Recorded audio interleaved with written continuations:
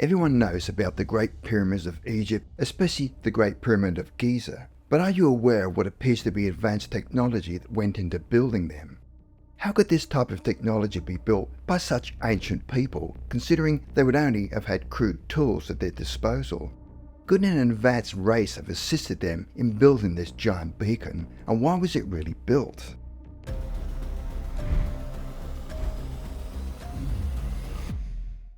The Great Pyramid is lined up almost perfectly with the magnetic North Pole. However, to calculate this alignment, the Egyptians would have to have had access to a compass which was not to be invented for a few thousand years after they were gone. The Great Pyramid's north-south axis is aligned to within 3/16 of a degree of true north-south. This alignment is more accurate than that of the meridian building of the Greenwich Observatory in London, which deviates from true north by 9/16 of a degree, even though there is no evidence in ancient texts that the Egyptians used astronomical knowledge in the construction of the pyramids.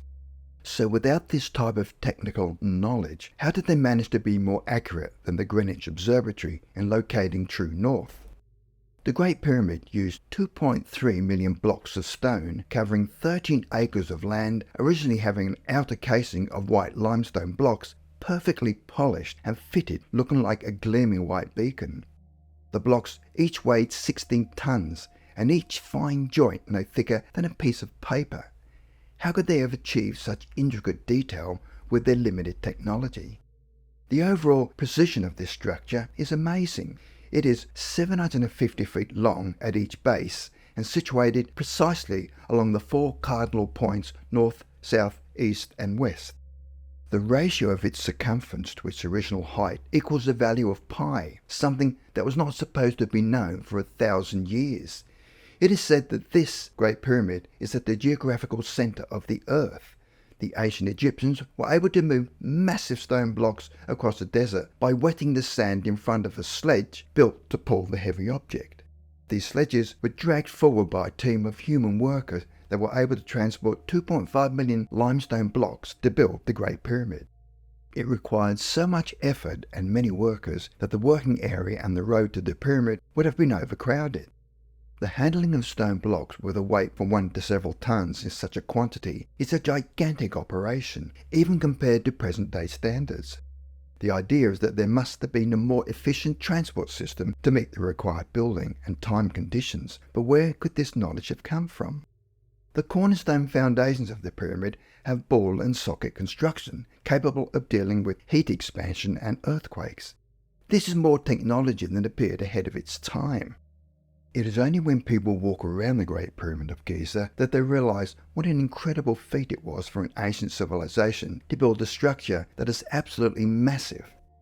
It has perfect sides, and the proportions are perfect, along with the straight lines around the side, which are also perfect and was done by somebody who had a precise mathematical mind. But this was an Egyptian civilization that didn't have the wheel and didn't have anything other than copper tools. So how could a civilization like that be responsible for building this gigantic and accurate structure using extraordinarily advanced technologies? The pyramid is positioned on the longitudinal north axis that coincides with the exact speed of light. Whoever it was that built the pyramid knew the speed of light. That the three pyramids of Giza, taken together, almost perfectly matched the three stars of Orion's belt, Al-Nitak, Al-Nilan and Mintaka, are the three largest pyramids of Giza intentionally aligned with the stars of Orion's belt. Also, the granite slabs under and around the Great Pyramid of Giza are perfectly level after thousands of years. Whoever built it really knew what they were doing, and somehow managed to keep it stable. The geometry that is encoded into the pyramids was beyond the capabilities of the time. The civilization that existed during that period only developed copper tools, and those copper tools could not cut a lump of granite so accurately. Some of that granite that was cut to make statues were accurately honed at 90 degrees. When building the pyramids, was some sort of levitational capacity used to lift the blocks to raise the temple off the ground and to put them in place? There are hieroglyphics of what looks like a temple being levitated. Is this a literal representation of the Egyptians using levitation? There are statues in the Egyptian Museum of Cairo made out of carved diorite granite, a deep black polished granite carved by a civilization that at best only had copper tools or bronze tools, and very early on only had stone tools. How could they possibly have made a statue that was well made with their kind of technology? Granite or rose granite and diorite are harder than steel, so they could not have created it with copper tools to that degree. It flies in the face of common sense.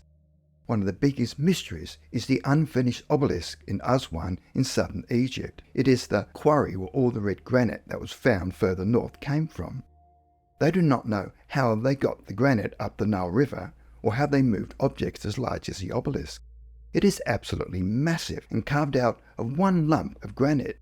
It sits embedded in the granite bedrock, and the cuts are almost 90 degrees accurate, and you can see what look like scoop marks in the granite. Nobody can explain where the scoop marks came from. They could not be explained by men with stone axes, and nobody has ever been able to solve them.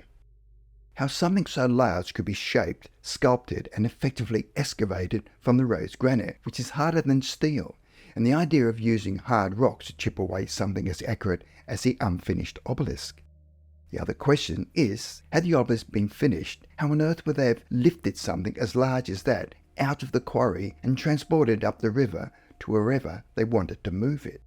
How could a civilization that ancient be able to lift quite possibly 1,500 to 2,000 tons in weight? You would need machinery to lift it out, either a mechanical capacity and hydraulics in order to lift it up, as it is about 38 meters in length and weighing many tons. A major question to ask is whether these ancient people were assisted in any way by aliens and alien technology.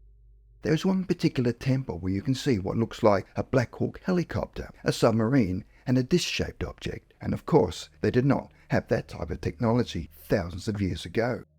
Was there some sort of clairvoyance or insight into what the future would have looked like? But when you look at them, you can't avoid the fact that they really do show objects or machines that we have today that they somehow knew about. Could there be a link between the UFO mystery and what you see on the walls of ancient Egypt? Other objects of mystery are the various vases and artifacts in the museum in Cairo, where you can see amazing carved stone vases that have lug handles on them. Some of them have been dated to as old as 14,000 years ago because they were buried with somebody who died 14,000 years ago. This was before known human civilization, where the vases are a signature of advanced technology. Although they are not on a scale compared to the temples, their achievements were amazing. The vases were made of super hard material like diorite, which is black and white and looks like stone. But how were they able to cut or mould the material to create tubular holes that are curved and maintain a perfect diameter throughout the pottery? They follow a precise mathematical ratio that conforms to sequences in mathematical ratios that only became known thousands of years later. Close to the helicopter is something that resembles a squat little person being scrubbed out of existence on the wall. This is a particular area at the back of the temple where parts of the wall have been scraped out or removed, or concrete has covered something. But you can just make out what appears to be a being or entity with a large head and a small body and a small pair of legs that looks a little like a grey alien. Close to it is what looks like a long elongated cigar-like object and a lenticular disc that is in the corner of the temple that they never take the public to. The Egyptian god of fertility was Min, who was also associated with harvest, masculinity, and male virility, and you can see what appears to be microscopic sperm. How were they able to use microscopy or even understand it at that time in the dynastic period? When unusual excavation activities have taken place, there is a lot of secrecy about certain locations, and you do see a lot of hieroglyphics that have been removed in certain temples. Has there been a cover-up that has not necessarily come from the Egyptian authorities or any government authority? Is there a mystery in plain sight in ancient Egypt and we don't yet have the answers? In other cases, it has shown large beings with rods or other equipment raising their hands in what appears to be dotted lines that represent energy. There appears to be a logical sequence of events of a temple being raised on the ground and the temple being raised after the rods are being raised.